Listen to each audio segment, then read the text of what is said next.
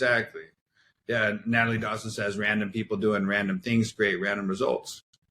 And do I want random results in my business, or do I want predictable results in my business?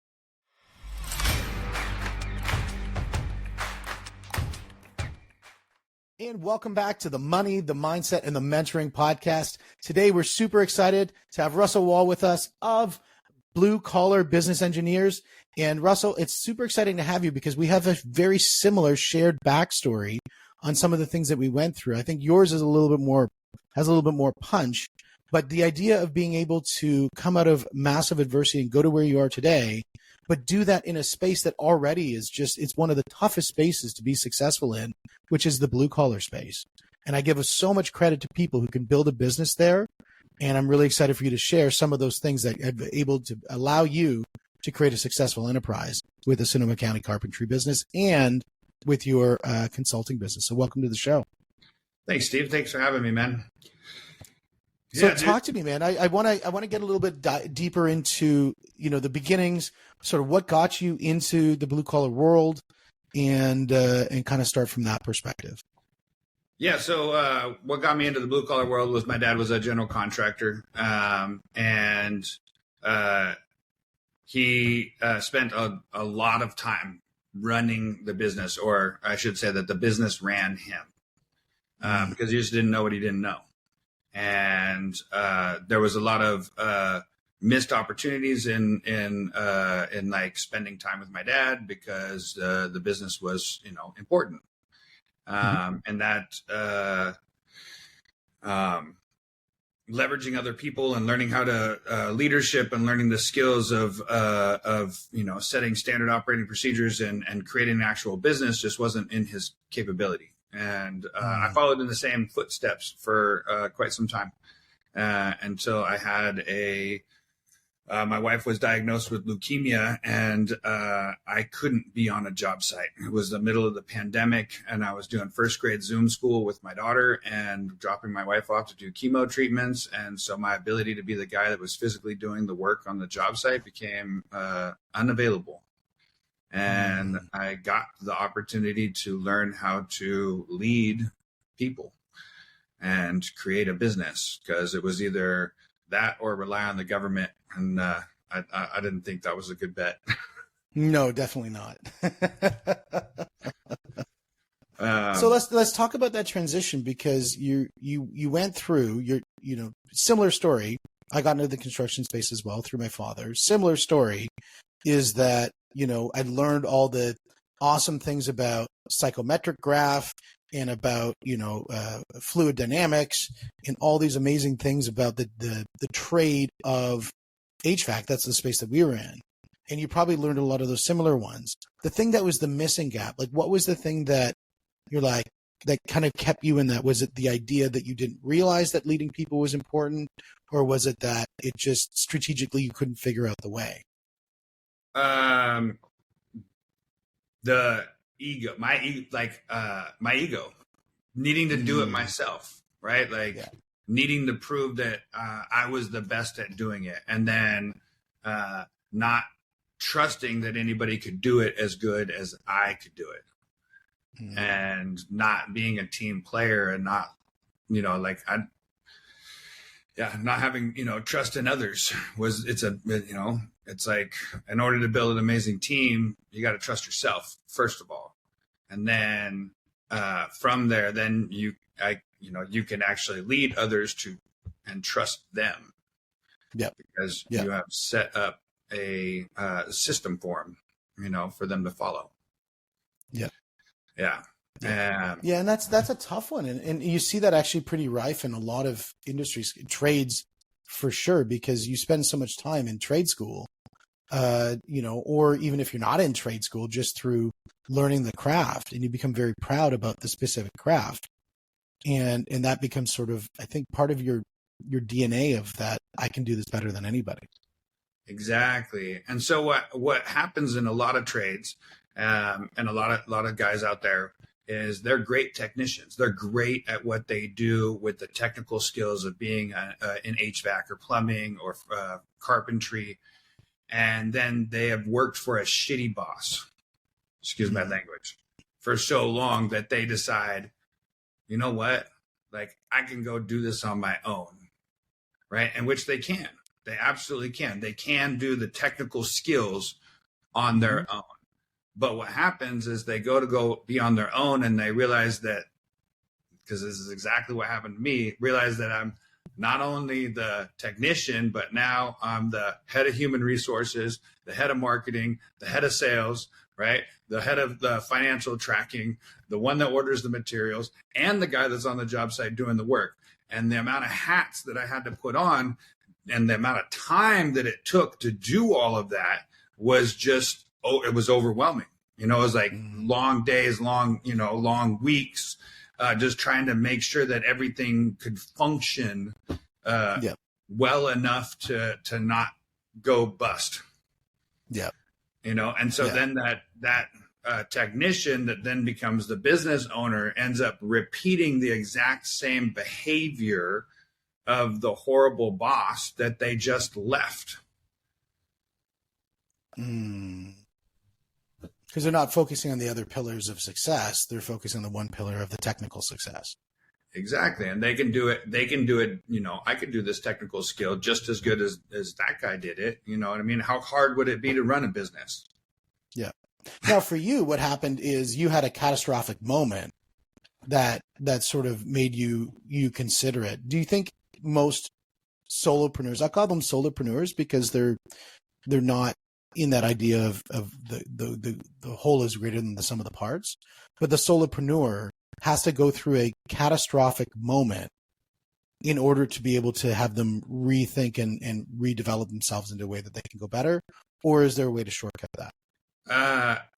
It doesn't have to be. It depends on their self-awareness and their pain tolerance, right? So if they're like me, I had to go through it because I'm stubborn, I'm pig-headed, right? Like I'm stuck in my ways. And so I had to go through a, catastrophic change for me to then have my perspective on what I was doing be able to change, right? Because, my ego and, it's like, oh, I can do this no matter what. And my pride and, it's like, all of that gets, wrapped up that. And then especially in the trades, man, there's it's like, we kind of got our ways of doing things, and, you have to have a certain ego in order to be in the trades, right? Like otherwise you get pushed aside, it's like, it's a bunch of men out there and you know what I mean? Like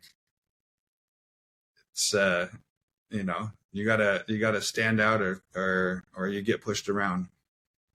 Well, I think there's a certain point where you have to realize that somebody who's half decent at something can beat somebody who's amazing at something when there's 10 of them and there's one of you. Exactly. And so, that's the whole idea of the model that I think we were talking about earlier, that I'd love to flush out a little bit when you talk about the 3 different stages that a person can go through when they transfer from being a solopreneur to being an entrepreneur to being a business owner. Right. Absolutely. And that concept of being a solopreneur to being an entrepreneur to being a business owner has various growth cycles in it. And when and each one of those growth cycles also has what I call a pirate, a cowboy, and the army. And in those growth cycles, right, every single business, whether it is the solopreneur and then transitioning to the entrepreneur and then transitioning to the business owner, right, like the work that gets done, right, every single business starts out with a product, an idea, or a service. And when they start out, they're literally a pirate. It is sell the product, sell the service, get the work done, no matter what. We got to stay in business. We got to get the gold. We're going to, take whatever phone call comes our way. We're going to, say, oh, yes, we do it. I mean, because that's exactly what I did. Someone would say, hey, do you do concrete? And I'd be like, Yes, absolutely. Do some concrete. You know what I mean? Like, do you do crown molding? I have no idea how to do crown molding. Absolutely, I do crown molding, right? And I would then spend like, the next eight to 10 hours on YouTube, like finding out how to do crown molding. And exactly, you know what I mean? Like, and that, that pirate stage is like, it's hustle. It's literally like, hustle and survive, right? And then once the business matures a little bit, then they turn into a cowboy. And the cowboy process is where you would say the cowboy has a certain way of doing things, right? Mm. And so as the business matures, the business turns into the cowboy and they start doing things a certain way. We only do cabinets and crown molding, right? We're not going to take concrete jobs. Right. We only do marketing a certain way, through networks or referrals. Right. We only work in a certain time period. We only answer our phones in a certain time period. We always answer the phone the same way. Right. And that stage of being a cowboy is actually where the plateau can happen for a lot of business owners. So most people don't understand that the growth is a point of time, right? So Socrates and Plato, right? So Socrates and Plato were having an argument one day, and they're saying Socrates was saying that everything starts at a point in time, and then it grows, and then it hits this plateau, right, of stability, right, and then eventually it dies. And Plato was like, nah, I don't think you're right about that. I think that there's no such thing as stability. I think that everything starts at a point in time and it grows and it dies.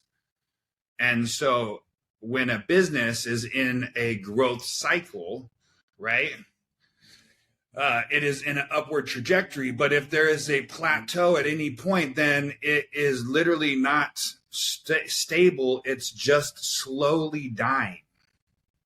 It just has the illusion of stability. I think that's a really interesting idea around when people look at the steps in growth. Somebody refer this to me before as, a lot of businesses will go to a plateau, but in that plateau, in order for them to elevate, they have to be like a bamboo tree. They're planting their roots, they're watering their seed, they're, putting the nutrients in so that while it looks like it's a plateau, they're actually building the infrastructure so that they can have their next burst. Yes. And so through that, in order for them to do that, that's the opposite of kind of what they're both saying, is that in the plateau, if you're not actually planting the seeds, nurturing, watering, nutrients, all that stuff, what's going to happen is you're not realizing, but you're actually doing a decline. So the idea is, in those moments of what seems like a plateau, you need to be planting to be able to grow, or you will invariably decline. Exactly. And planting for businesses is hiring coaches, hiring consultants, reading books, studying up on what business could look like in that next evolution. And there's nothing wrong with being in that, either slowly growing, slowly dying plateau area. Right. So a lot of business owners, what they do is they get to the place where they're a cowboy and they're like, OK, cool. Like, I have the income that I want. I have the time schedule that I want. I have the vacations that I want. I have the house that I want. And they're totally cool just skating along that same route. Right. Mm-hmm. Because growing actually takes being uncomfortable. Growing takes doing something different than you did yesterday. And so our dominant mind pattern wants us to repeat yesterday's because it's safe. If we do exactly what we did yesterday, based on the results, we survived yesterday. So if we do exactly the same thing again today, we're going to survive today. But what happens in that slowly growing, slowly dying cowboy phase is that you can't take advantage of the opportunities that come because you don't have the manpower to be able to take advantage of the opportunities, right? The manpower that is there, unless they're in a same type of stagnation type, I'm okay repeating the same actions for the next 15 years, then there's going to be this churn in the employees, and you'll always have just average employees doing average work, and everybody's just getting by, right? So any high performers are not going to stay in that environment because there's no opportunity for growth. Yeah. Right. So the next iteration. Yeah, with the lid of the business, that goes down to lids, right? Absolutely. The owner of the business, however big their vision is what's going to allow the people in that business to be able to grow and develop their vision for what their lives look like. And if your lid is too low and your vision is too small, it's not going to be able to fit the visions of the people who are in your organization. And what that's going to do is invariably have them leave. Exactly. And that's why Brandon Dawson, like I've been following him for about 18 months. I've learned so much from that guy. And then he introduced me to John Maxwell, 21 irrefutable laws of leadership. Number one law of the lid, man. Like nobody's going to grow past the leader's belief system. Mm-hmm. Absolutely. And that's your responsibility. And with the idea of the pirate is, I mean, we think of a ship on a pirate ship. There's all these people doing these random things. I mean, they can get stuff done. There were some very good leaders in the pirate world. Right. But when you think of the sort of vagabondish pirate, kind of meandering around with their ship, it doesn't have purpose, and it doesn't have consolidation. It doesn't have process. And a lot of businesses operate that way. And then what you were saying is that once they kind of figure out, okay, well, I need some systems and processes, they more move into the cowboy. And well, even though the cowboy existing in the Wild West, they've got things that they do and they got things that they won't do. They've got systems, they've got order. Even if there's chaos around them, they have order within themselves. And that might be, if you look in the back of a truck of a carpenter, they've got all those nice shelving units and everything's in the right spot. They've got order. When they they have a systematic way of loading their truck with their tools and unloading their truck with their tools at the job site. They've got a systematic time when they start. They know exactly which coffee shop they're going to go to or not go to. Maybe they bought the coffee machine at the office so they can do that while they're loading up, whatever. But they've got their systems and models. And what you're saying is each of those moments has its benefits. I mean, the pirates are quite wily. They can get into things that most people can't get into. The cowboy's got some systems and models, which gives it a lot of value because it can be steady. It can produce predictive results. Right. And what you're saying is those people can be very comfortable at that moment as long as they know they're at that moment and they're not thinking there's something else. Because that third phase can also provide massive value if they're ready for it. Exactly. Yeah, Natalie Dawson says random people doing random things create random results. And do I want random results in my business, or do I want predictable results in my business? Is my environment for my employees stable with random results? No. And so the next iteration of the business, and like going back to pirates, pirates, cowboys, right? So like they have a lot more flexibility as far as I had a tire that I couldn't seat on my riding lawnmower, right? There's 27 tire stores in Santa Rosa. There was only one, and it was a mom and pop shop that would be like, yeah, we could seat that for you, no problem. Because every other one was so standard that it was like, nope, that's not in our SOPs, bro. Right. So there is some benefits to being in that stage, and it really depends on the business owner's life that they want to create. You know what I mean? Like if the business owner is completely happy being in that cowboy stage, you know what I mean? For 5, 10, 20, 30 years, like awesome,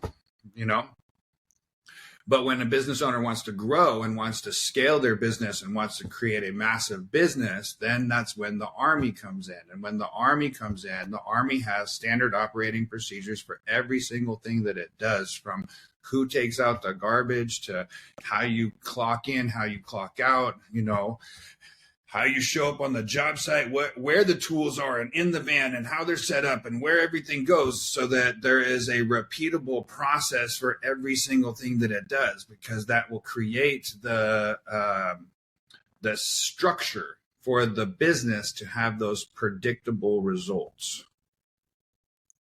And I think what we do as small business owners, when I had my HVAC business, we had about 20 employees, so we weren't big. And I thought I knew everything when it came to that building an army, because I knew everything when it came to understanding the trades. And what I didn't know was the thing that killed me the most. And I think most people, when they get into running businesses, they don't know what they don't know, which is probably the most dangerous part of the knowledge, part of the growth curve. I always say there's 4 parts to growing and learning something. The first is unconscious ignorance. In other words, you don't know what you don't know.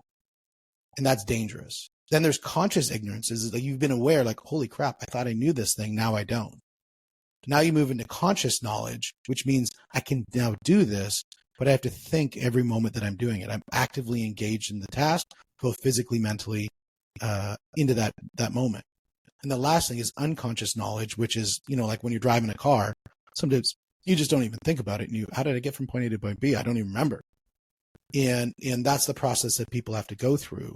And if they're going through from the pirate to being the cowboy to being the general of the army, is they really have to say, where am I in my knowledge in each of those categories? And where are my liabilities and where are my opportunities? Right. Absolutely. Exactly.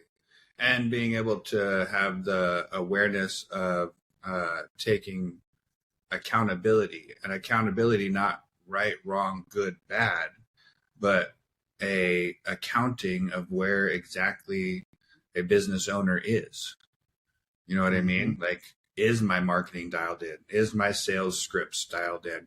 Is my customer journey dialed in? Is my operations dialed in? You know what I mean? And, based on the results, right? Like, I always base everything on the result that I created. That way I have an honest assessment, right? So if I think my operations are great and then there's like 5 misses, well, based on the results, it's got some work to do. Absolutely. Accountability is a wonderful word, because when the way that you used it was really interesting. Using the word accountability and breaking it into it's an account for the ability that you have demonstrated. So it's looking back. It's not judging. It's not saying, did I do a great job, a terrible job? It's just saying, let's make an account of it.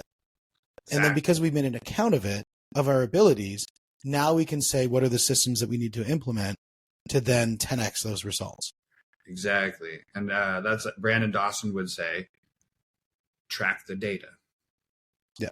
The way that he would use that same process, right? So once I account for the data, right? What happened? Did it work? Did it not work? What do I need to adjust in order to make it the process better for next time? It's not, it's like, it's not good, bad, right, wrong. It's, did it work? Great. Let's keep going with it. Did it not work? Great. Let's improve the process. Yep. Exactly. And not doing that emotional attachment to that outcome, more looking at the data and saying, what's the analytical thing that we need to do to either multiply that success that we've just been having? Because that's just as dangerous. If somebody's walking around going, look at how amazing I am, and not looking at the data and saying, well, there's so much more that you could do, is just as dangerous as saying, oh my gosh, look at how terrible I was. And man, this is awful. Look how much more I could do. Taking the emotion out of it, just saying, look, here's the data. What do we do with it? Exactly. Yeah. And then taking that data and then taking the and breaking it down, right? So, I was at the 9-figure boardroom with Ray Lewis, and Ray Lewis was talking about improving the process, and he was talking about business processes, but he was also talking about the human process, right? So like there's the Steve that is improving his process on becoming a better business consultant and a better podcaster, right? And then there's Russell, who's improving his process of becoming more physically fit and leading others and owning multiple businesses and engineering businesses together so that they can grow and scale as a unit, right? And so it's like breaking down, okay, is the process working? What can I do to improve the process, right? If going to bed at 11 o'clock at night after eating M&Ms and bonbons and watching TV for 4 hours and then waking up in the morning and trying to go to the gym is overwhelming, right? Maybe there's something that I could cut out of my process that makes waking up in the morning to go to the gym a little bit easier. Absolutely. Absolutely. I think there's processes that we do that are the physical processes, and then the processes that we do that are the metaphysical processes. And the idea of waking up in the morning, I used to never want to get up early in the morning. I went through a phase when I had the construction business, no problem. 4 a.m. every day. When I got out of the construction business, there was no way you're going to get me up in the morning. I would wake up at 9 o'clock. I mean, it was ridiculous. And I put on massive amount of weight, and then I wanted to fix that. Well, we had young kids. There's no way I'm going to be going to the gym at nighttime. So the only time I could do it was at, again, 4:30 in the morning. I had to get up at. So I had to make that metaphysical decision, that brain shift in my process to say, I'm now going to open up that time period as being available. And then I have to back that up with the action of actually committing to that new process. Right. And what that did is allow me to build 12 years of experience in Brazilian Jiu-Jitsu. And all that was just saying, I'm going to get up at 4:30 in the morning. Exactly. And so tying that back to business, right? So how do you know how to improve the process if you're not tracking the data, right? So one of the things that I just ran out and for my leadership team is this week, everybody is sitting down every 15 minutes. I have a 15-minute day planner. So every 15 minutes, they write down what they have done over the last 15 minutes so that we can start tracking the data of what they're doing, right? This way, when, it's like, oh, we're working on, estimating. Great. How many hours of estimating did we work on this week? And how many clients did we have? And then what were the results? Because now I have the data to then improve the process. Yeah, it's so important to gather that data. And it's something that we've been working on very strongly within our podcasting business, is to be able to ensure that we know, how many podcasts are releasing a week, what's the frequency, what's the user consumption, what is the result with the meeting with the guest, how does that turn out, where does that go to? And the more data points that we can gather, the more effective we can really make an informed decision rather than just one based on emotion. Right. And that's like, as somebody grows from the technician to the entrepreneur to the business owner. So the business owner, if I'm too busy wearing all the hats, then I don't have time to track the data. Absolutely. Too much tied in. That's why when you look at somebody like Mike Tyson, Michael Jordan, we have to choose somebody else not named Michael. Any sports person who's out there, right. Seem to do well in sports. Any sports person out there, they always have a coach. They always have somebody who's going to challenge them to think outside of the box and to think differently and to look at the data. And then they're not just caught into that moment of how did I feel at that time, or the results that I perceive to be the best results that could be. It's more looking at the data and being analytical about that. And I think that is something super important when we look at the highest performers around. Absolutely. And then the idea of hiring a coach, right? So like there's levers in business that you can use. And one of those levers points is actually other people's experiences, whether it is a podcast like this one, or like a book, or YouTube videos on business and business systems, or it's hiring a coach. Right. What I found is that I have these ideas. Oh yeah, I'm going to go get all this free information. Right. But then it's like, I haven't spent any money, so I don't have any buy-in for the result. And so then like, I don't end up taking advantage of the free stuff. Right. Yep. And so over the last 18 months, like, I've invested hundreds of thousands of dollars into my business education and coaching and masterminds, and putting myself in the position to be molded into an amazing business engineer. Yeah. And an engineer, it's a good term to use, because an engineer is somebody who, again, focuses on the data.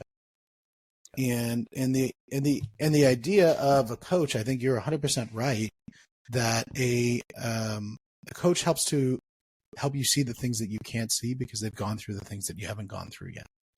And even if they haven't they've done it through proxy with the other people that they're coaching. They're benefiting from the experience of others, just like you're benefiting the experience from them. I was in London, UK, and a very simple coaching mechanism was, when you're getting on the tube, there's that sign that everybody knows that you see. And it's a coaching thing. It just happens to be you're coaching by a sign. It says, mind the gap. And that right there is really sums up coaching pretty well, because there's going to be gaps in your business that you won't know.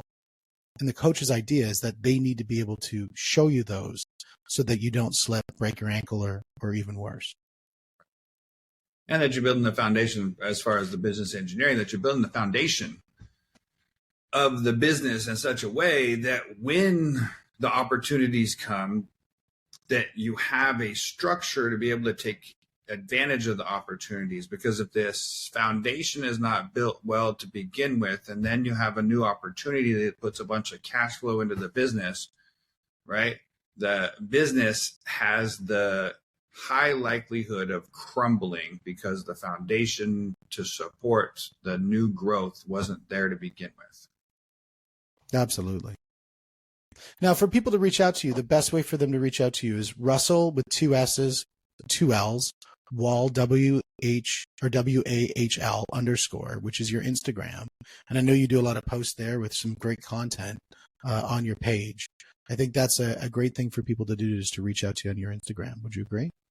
Absolutely. Yeah, absolutely. Beautiful. Yeah. And he's also got his Sonoma County carpentry business as well. So anybody in that area, he's got a wonderful business. There's a logo right there. If you're in Sonoma County, we're doing a bathroom giveaway. We're doing Christmas in July. Pretty excited about that. Beautiful. I love it. Now, the thing to close off is I know you went through a starting point very similar to mine. And I know you went through a very difficult time through that absolute tragedy that had happened. And tragedies will come and go. They're going to happen multiple times in our lifetime. And we're going to hit those moments that we're going to decide to either succumb to them, or we're going to decide to get past them. What's the thing that you did or do to get past moments of adversity? I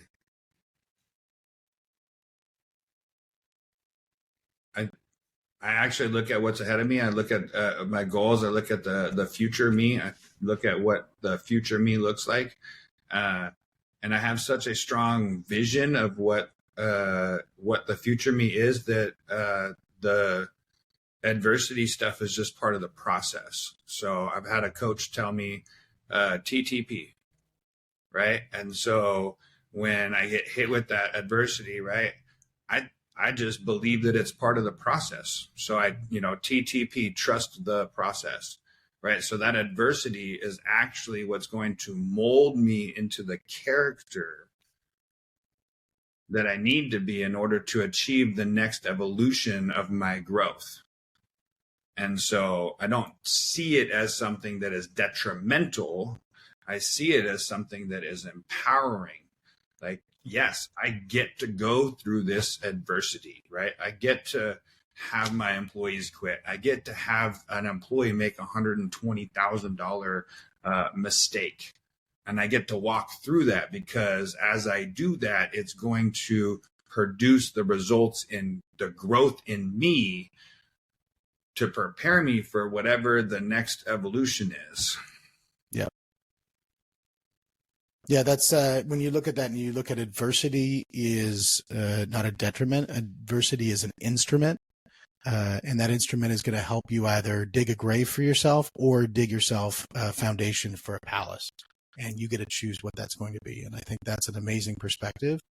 Russell, it's been an absolute pleasure, man, chatting with you. Your story is amazing, and it's great to see you come through, a very similar thing that I've done and to be able to become the person you are. So thank you very much for being on the show today. Yeah, man. Thank you for having me, man. It's been a pleasure. And today, guys, this is the money, this is the mindset, this is the mentoring podcast. Thank you very much for joining us in this one. We will see you on the next one.